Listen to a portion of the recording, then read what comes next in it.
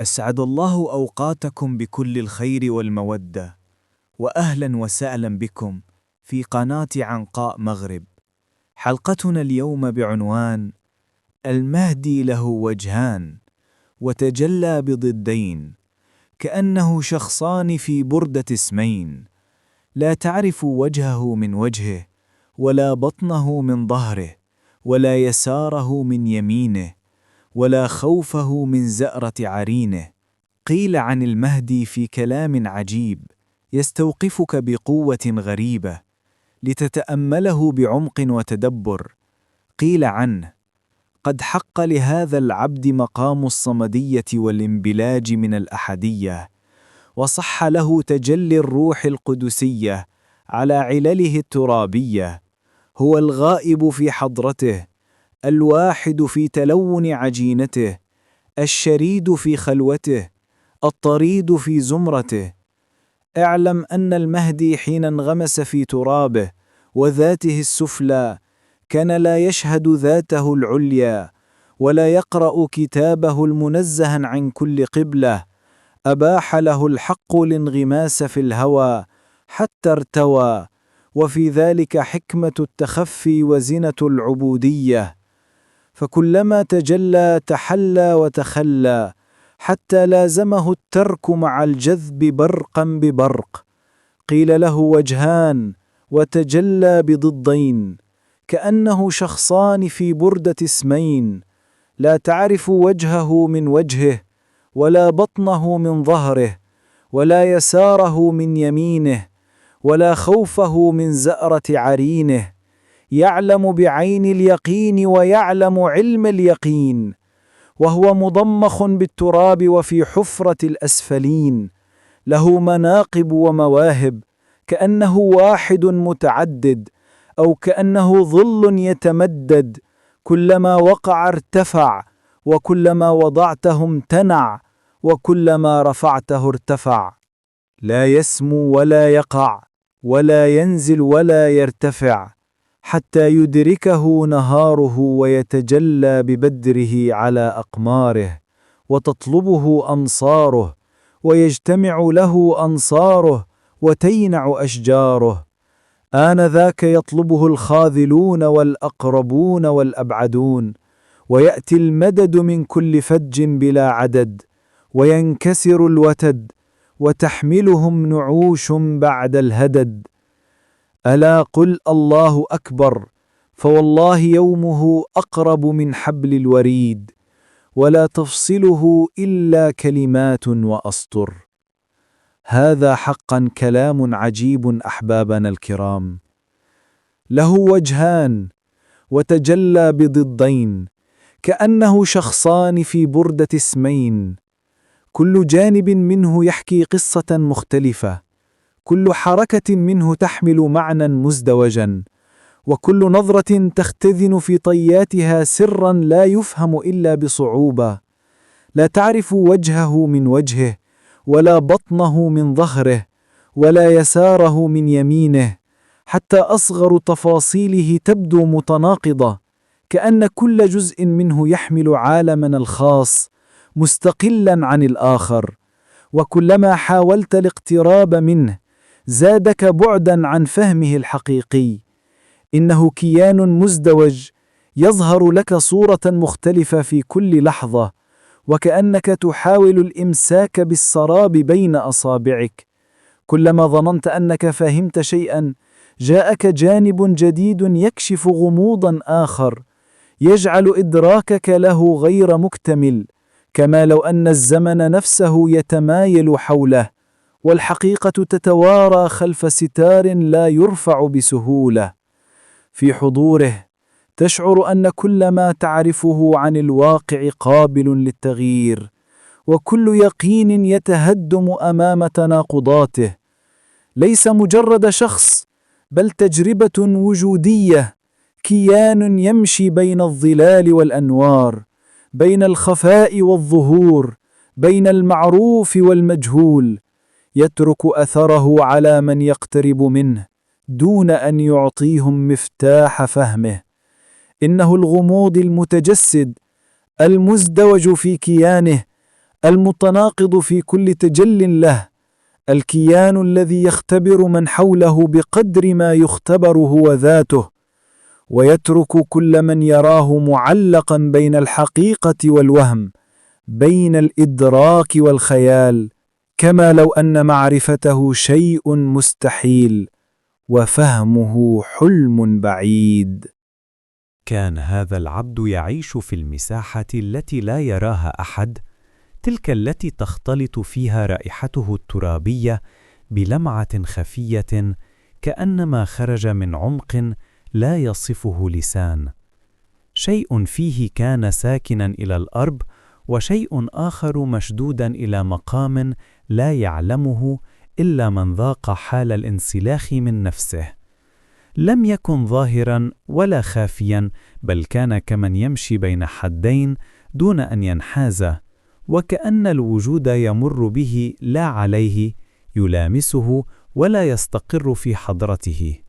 كان حاضرا وهو غائب، وغائبا وهو في قلب حضوره، كأنما جبل على ازدواج لا يعرفه إلا من عاش مع نفسه دهورا طويلة. لم يكن التناقض عنده تقلبا، بل طبيعة خاما، مادة أولى لم تصغ بعد في هيئة نهائية. كل شيء فيه يتبدل على قدر ما كتب له، لون قلبه، مدى رؤيته، ثقل خطوته، وحتى سكوت روحه. يعيش كمن صنع من عجينة تتلون بلا استئذان، لكنها لا تفقد أصلها مهما تغير وجهها. كان كثير الخلوة، لا لأنه يحب العزلة، بل لأن شيئا داخله يدفعه إلى مكان لا يعرف حدوده. يهرب من الناس دون أن يكرههم، ويهرب من نفسه دون أن ينجو منها. يشعر بالضيق إذا طال المقام بين الخلق، ويشعر بالخوف إذا طال المقام مع ذاته، وكأنه محكوم بالسير الدائم بين طرفين لا يلتقيان إلا في قلبه. يعيش في جماعة، لكنه كالغريب فيهم، يشاركهم الطريق، ولكن خطوته لا تشبه خطواتهم. يسمع ما يسمعون، لكن أذنه تلتقط شيئا آخر، صدى من جهة لا يستطيع وصفها. ليس طريدا لأن أحدا نفاه، بل لأن حضوره نفسه يدفعه دائما نحو حافة أعمق، وكأنه مأمور بالابتعاد كي يرى، وبالعودة كي يختبر. وحين انغمس في طبعه، في ترابه، في هوى لا ينجو منه بشر، لم يكن فقد مقامه، بل كان يعيش مرحلة لا بد منها. لم يكن يدرك وقتها أن غرقه جزء من صعوده، وأن انسحابه إلى أسفل قدره كان الطريق الوحيد ليرى أعلى مقامه. ابتلي بضعف نفسه كي يستقيم، وابتلي بشهوته كي يفهم، وابتلي بضياعه كي يعثر على موضعه الحقيقي. كان يغير وجهته كما تتغير الرياح، ويعود إلى نقطة الانطلاق كأنه لم يتحرك. كلما حاول الإمساك بذاته العليا انزلقت منه، وكلما لجأ إلى ذاته السفلى جرته قسوة التجربة إلى سؤال أعظم. لم يكن ذلك ترددا، بل نضجا يطبخ على نار لا تراه العين. وكل تعثر كان يرفعه، وكل سقوط كان يوسع صدره لما هو قادم. لم يعرف أين يقف، لأنه لم يكن مؤهلا بعد للوقوف. كان يعيش بين وجهين لا مفاضلة بينهما، أحدهما يرى والآخر يعمى، أحدهما يطمئن والآخر يضطرب. لم يكن يستطيع فصل أحدهما عن الآخر، لأنهما مصدر واحد في عمقه، وإن بديا في الخارج شخصين لا يجتمعان. وجه يتقدم نحو الضوء، ووجه يختبر الظلال، كلاهما كان جزءا من المسار الذي لا يختصر.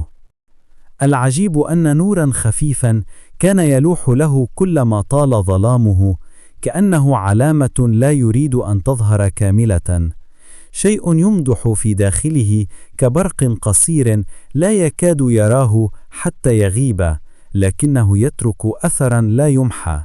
وهذا الوميض كان كل ما يحتاجه ليستمر، كأنه خيط دقيق يربطه بما لم يتجسد بعد. كان يعرف أمورا لا يعرف كيف عرفها، لا يستطيع التعبير عنها ولا يستطيع نسيانها. يعلم بعمق البصيرة لا بوضوح النظر، ويشهد بعض ما يقع له قبل وقوعه، لكنه لا يملك أن يغيره أو يمنعه. يعيش المعرفة كلباس ثقيلا لا كتميز، يختبر العلم كعبء لا كمنقبة. ومع ذلك بقي ملازما للأرض، مغطى بطينها، محدودا بضعفه، محبوسا في إنسانيته. لم يطلب خروجا، لم يدعي تميزا، لم ينافس أحدا على مقام. كل ما يريده أن يفهم لماذا يحمل كل هذا الداخل المتعارض، ولماذا تسكنه تلك اليقظة التي لا تشبه يقظة الآخرين. ومع كل تغير يمر به كان شيء فيه يثبت كجذر لا يظهر على السطح، لكنه يحافظ على الشجرة مهما عصفت بها الرياح. وكلما تشتت ازداد جمعا، وكلما تاه ازدادت فيه علامة لا ترى، كأنما ينتظم من داخله ترتيب لا يدركه عقله. كان ذلك كله يحدث له دون إعلان، دون ضجيج، دون أن يشعر به أحد من حوله. لا يعرف الناس عنه إلا وجهه العادي، لكن باطنه كان يشتعل بشيء لا لغة تصفه. وعندما يحين وقته، حين يكتمل ما ينقصه، حين ينضج ما في داخله، حين يتحول وميضه إلى نور ثابت، سيتغير كل شيء.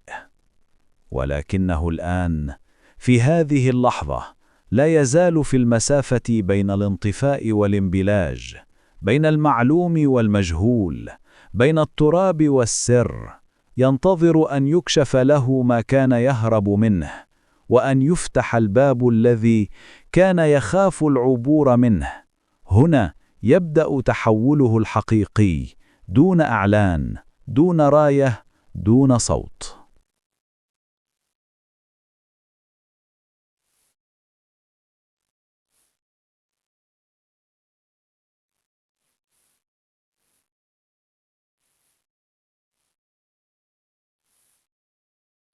لم يكن ما يجري في داخله انتقال عابرا، بل حركة عميقة تتشعب في صمته مثل جذر يبحث عن مكانه في الأرض. شيئا فشيئا بدأ يشعر بأن ما يحمله ليس اضطرابا عاديا ولا قلقا من النوع الذي يزول بالمواساة أو بالوقت. كانت حاله أشبه بالشد من جهتين في آن واحد، جهة ترفعه إلى سكون لا يعرف سببه، وجهة تثقله بما يوقظه كلما ظن أنه وصل إلى راحة مقبولة. صار يدرك أن كل ما عاشه من الانغماس في ضعف النفس لم يكن خطأ محضا، بل بابا وضع أمامه ليتقنه لا ليهرب منه. أدرك أن الإنسان لا ينضج بنوره فقط، بل بعتماته أيضا، وأن الارتفاع الحقيقي لا يحدث إلا بعد أن ينزل بكامل ثقله إلى النقطة التي يخفيها عن نفسه. ومن هنا بدأ يرى أن ما ظنه سقوطا كان في الحقيقة عودة إلى مكان لم يزره من قبل. كان يمشي بين الناس وهو محمل بحركة داخلية لا يسمعها أحد، كأن في صدره محركا خفيا لا يتوقف. لم يكن يعرف أين يقوده، لكنه أحس أنه يعده لشيء لا يدخل من باب العجلة. كان كل يوم يضيف طبقة جديدة إلى معرفته بنفسه، لا من الكتب ولا من الوعظ، بل من التجارب التي تكشف حدود الإنسان وتظهر ما فوق هذه الحدود وما دونها. ومع اتساع بصيرته لم تتسع ثقته بنفسه، بل ازدادت تواضعا. كلما لمح سرا صغيرا داخله شعر أنه أمام بحر لا قرار له. كلما اكتشف نقطة قوة رأى أمامها 1000 نقطة ضعف لا تمنحه الانكسار، بل تمنحه وعيا أكبر بحقيقته. كان يعرف أن ما أتيح له مجرد تمهيد، وأن معرفة الإنسان بنفسه أصعب من معرفة العالم كله. بدأ يعيش حالة لا تشبه ما قبلها، ثبات من الخارج وامتداد من الداخل. لم يعد يتقلب كما كان، بل أصبح تغيره أعمق وأبطأ وأكثر وضوحا له. لم يعد يرى وجهين يتصارعان، بل حركة واحدة تتشكل في اتجاه محدد، كأنما يتقارب الضدان شيئا فشيئا حتى يصير ميزانا واحدا. ولم يكن هذا التحول صاخبا، بل هادئا إلى درجة الإرباك. لم يشعر أنه تغير، بل شعر أن العالم من حوله تغير قليلا. صارت أصواته أقل إيلاما، وصار ضجيجه أبعد، وصارت معاركه القديمة بلا أثر. كل ما كان يشغله من قبله صار سطحيا، كأنما جرد من قيمته بفعل ما ينمو داخله من صدق. كان يعرف أن الطريق الذي يمشيه لا ينبني على الانتصار على الآخرين، بل على أن يتجاوز ذاته القديمة دون أن يكسرها. كان يقف في منتصف ذاته، يراقب الصراع القديم بين رغباته ونقائه دون أن يحكم على أحدهما.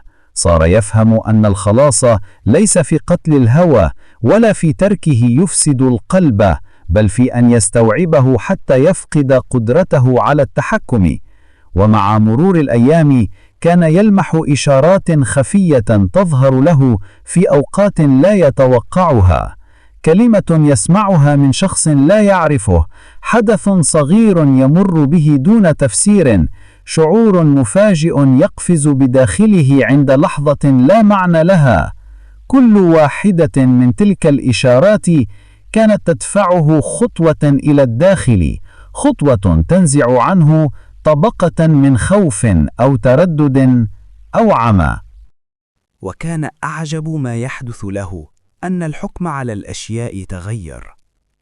لم يعد ينظر إلى حياته كقطع منفصلة، بل كبناء واحد تتداخل فيه كل التفاصيل: ضعفه، قوته، أخطاؤه، هدوءه، صمته، هوانه، نهوضه.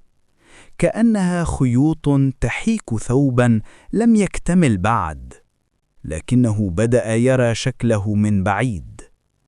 شيئا فشيئا زال عنه الإحساس بالضياع، وظهرت ملامح اتجاه لا يستطيع وصفه، لكنه بدأ يشعر به في عظامه لا في أفكاره. ومع أن الطريق صار أوضح، إلا أن ثقله لم ينقص، بل ازدادت المسؤولية على قدر ما انكشف له. أصبح يرى ما يحتاج إلى إصلاحه بدقة أشد، وصار يكتشف مناطق في داخله لم يلمسها أحد. كان يشعر أن كل خطوة تتطلب صدقا أكبر مما مضى، وأن ما ينتظره يحتاج قلبا مطهرا من الطمع في النتيجة. وبين كل هذا كان هناك صمت داخلي يتسع، صمت لا يخلو من حركة ولا يشبه الفراغ، صمت عميق يهيئه لاستقبال شيء يحتاج إلى مساحة أكبر من التي اعتادها، شيء لا يشبه التجلي السريع الذي يلمع ثم يختفي، بل نورا ثابتا يحتاج إلى قلب مستعد لا يختنق به. هذا الصمت كان علامة، وكان يعرف أنه كلما اتسع اقترب مما ينتظره، وإن لم يفهمه بعد. لم يعد الداخل كما كان، صار العبد يشعر أن المساحة الخفية التي كانت تزدحم بالأسئلة بدأت تهدأ تدريجيا، لا لتمنحه إجابات سريعة، بل لتفسح المجال لشيء أعمق من الإجابة نفسها. كأن الاضطراب الذي لازمه سنوات طويلة كان يعاد ترتيبه بصمت لتظهر خلفه طبقة لم يكن مستعدا لرؤيتها من قبل. العلة القديمة التي كانت تسحبه للأسفل فقدت شيئا من سطوتها، والوميض الذي كان يلوح له كبروق خاطفة بدأ يتخذ شكلا أكثر انتظاما. لم يكن نورا صريحا ولا كشفا صاخبا، بل وضوحا داخليا ينساب ببطء كأنما ينضج في أعصابه قبل أن يدركه بعقله. كان يشعر أنه يتحول دون أن يعرف إلى ماذا، ودون أن يملك الجرأة لوصف ما يجري فيه. بدأ يتعامل مع ذاته بوعي لم يكن يمتلكه من قبل. لم يعد يهرب من ضعفه، بل صار يقدم له مقعدا أمامه ليراه بوضوح. لم يعد يخاف من تقلباته، بل صار يراقبها كما يراقب موجا يعرف أنه سيهدأ في النهاية. بدا وكأنه وصل إلى منطقة يتوقف فيها الصراع ليبدأ الفهم، ويصمت فيها الجدل الداخلي ليظهر المعنى. كانت طباعه تتخفف واحدا تلو الآخر، لا بالقوة ولا بالكبت، بل بانطفاء الحاجة إليها. ما كان يشده للأرض دون سبب بدأ يبتعد عنه، وما كان يشوش بصيرته بدأ يتلاشى في الخلفية كصوت بعيد. لم يعد يثور كما كان ولا ينهار كما كان، بل صار يتلقى كل شيء بالتدرج نفسه الذي تنضج به الأشجار، بصبر طويل لا يشبه ما عاشه من قبل. وللمرة الأولى أحس بأن صبره لم يعد صبرا على البلاء، بل صبرا على التجلي. كانت نفسه تتسع لاستقبال ما لم يعرفه بعد، كوعاء يعاد تشكيله ليحتمل ماء لم يصب فيه من قبل.